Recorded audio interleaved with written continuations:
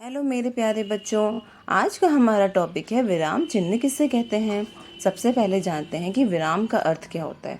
विराम का अर्थ है रुकना। किसी भी वाक्य के बीच में थोड़ी देर रुकना या फिर उसे पूरा करके जब हम रुकते हैं तो उनको संकेत करने वाले जो भी चिन्हों का हम प्रयोग करते हैं उन्हें हम विराम चिन्ह कहते हैं। अब हम जानते हैं कि विराम चिन्ह कितने प्रकार के होते हैं। तो आज हम 4 प्रकार के विराम चिन्हों के बारे में बात करते हैं। सबसे पहला पूर्ण विराम, दूसरा अल्प विराम, तीसरा प्रश्नवाचक चिन्ह, चौथा विस्मयादि बोधक चिन्ह। अब सबसे पहले हम बात करते हैं कि पूर्ण विराम किसे कहते हैं।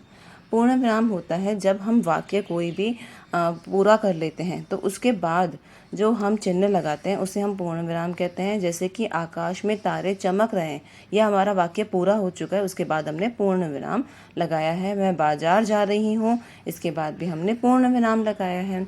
दूसरा होता है अल्प विराम किसे कहते हैं। अल्प विराम चिन्ह क्या होता है, बोलते या पढ़ते समय जब हम थोड़ी देर के लिए रुकते हैं तो उसमें हम अल्प विराम का प्रयोग करते हैं, जिसे हम इंग्लिश में कॉमा कहते हैं। अब हो गया हमारा उदाहरण के लिए, मनीष बाजार से दूध, ब्रेड, फल और सब्जी लाया। इसमें हमने 3-4 चीज़ें बताई ना, तो इसके बीच में थोड़ी थोड़ी देर हम रुके, इसीलिए हम अल्प विराम का प्रयोग करेंगे। अब तीसरा है प्रश्नवाचक चिन्ह।